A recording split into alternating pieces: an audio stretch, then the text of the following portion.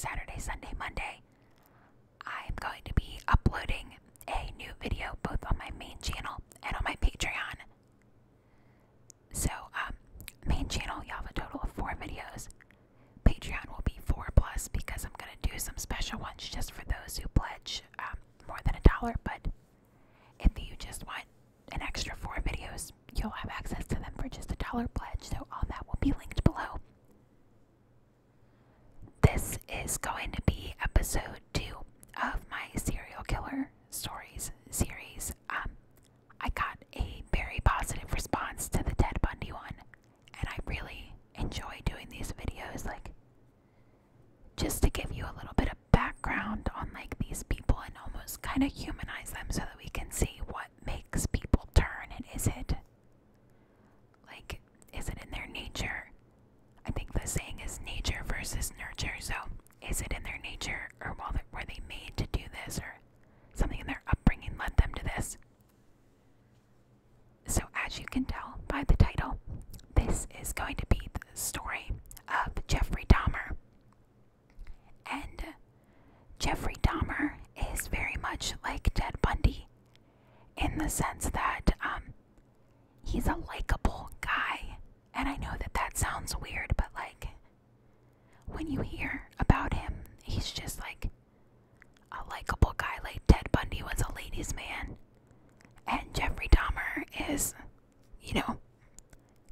he's a nice guy. He did awful things, but he just seems like a regular person. So, as always, my disclaimer that I shouldn't have to do because it's in the title, but this is an ASMR video, so I'm going to be whispering. This is a true crime video, so if you don't find that relaxing, then this is not the channel for you. So, again, this is going to be a 3-part series. So this is part 1, which is about his early life and upbringing. Jeffrey Dahmer was born May 21st, 1960, in Milwaukee, Wisconsin. His parents are Joyce, Annette, and Lionel Herbert Dahmer.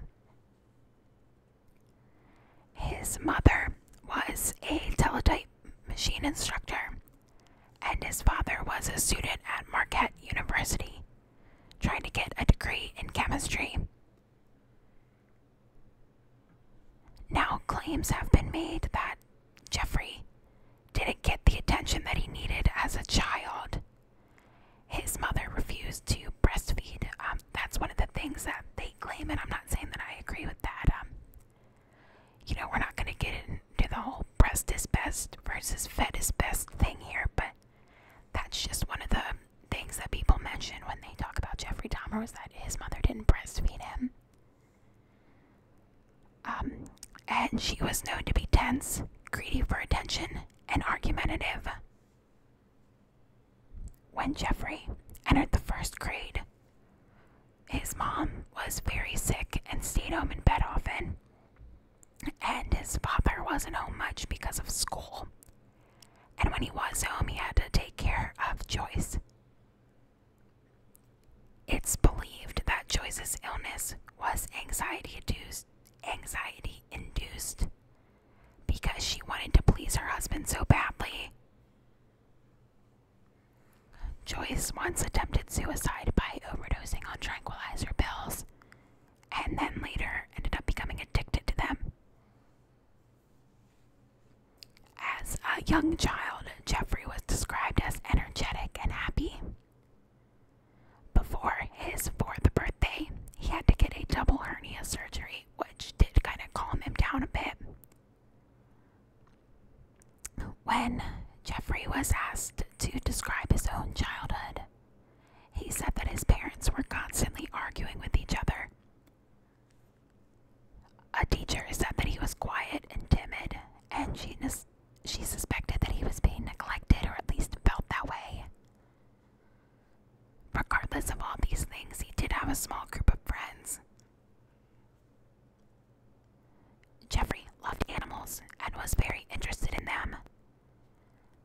He, like many kids, collected bugs, like dragonflies and butterflies. toys and he put them in jars. Then, not like many other kids, he started to collect roadkill and dismembering them. He would store parts of the animals in jars in his family shed and expressed curiosity in how they, quote, fitted together. His earliest animal abuse case involved decapitating a dog and then nailing the body to a wooden cross. So as we can see, like, even from a young age, I know that they say with killers, like, the abuse starts with animals, so this is from a young age that he was doing things like this. It's believed that his obsession with animals began when he saw his father removing animal bones from beneath the home. His father described him as being oddly thrilled by the sounds that the bones made, and this made him want to collect his own animal bones. In October of 1966, so when Jeffrey was 6 years old, the family moved to Doylestown, Ohio. Joyce was pregnant and gave birth to a second baby boy. That was on December 18th, and they let Jeffrey name his brother, and he chose the name Daniel. I can promise you that if my parents, like, my brother is 6 years older than me, and if they would have let him name me, I think that my name would have been Pink Power Ranger. So good for Jeffrey for choosing Daniel. That same year, his father graduated and became an analytical chemist in Akron, Ohio. In 1968, the family moved to Bath, Ohio. And 2 years later, over dinner, Jeffrey asked his father what would happen if he were to bleach chicken bones. Now, Lionel didn't see this as disturbing at all. Keep in mind that he is like a scientist, he's a chemist. He saw this question as scientific curiosity, and he demonstrated to Jeffrey how to safely bleach animal bones to preserve them. Jeffrey attended Revere High School and is described as an outcast with a few friends. At the age of 14, he would smuggle in beer and hard alcohol into school in his jacket. And when he was questioned about this, he replied, "It's my medicine." Jeffrey was highly intelligent, a great tennis player, and was also in the school band.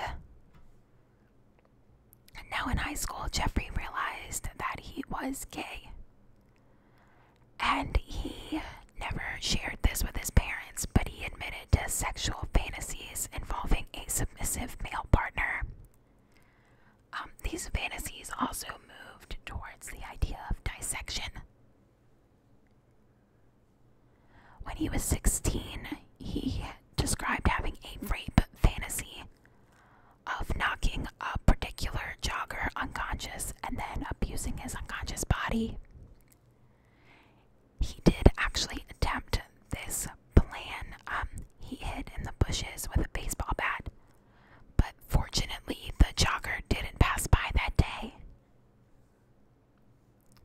This is what would become Jeffrey's first plan to attack another human.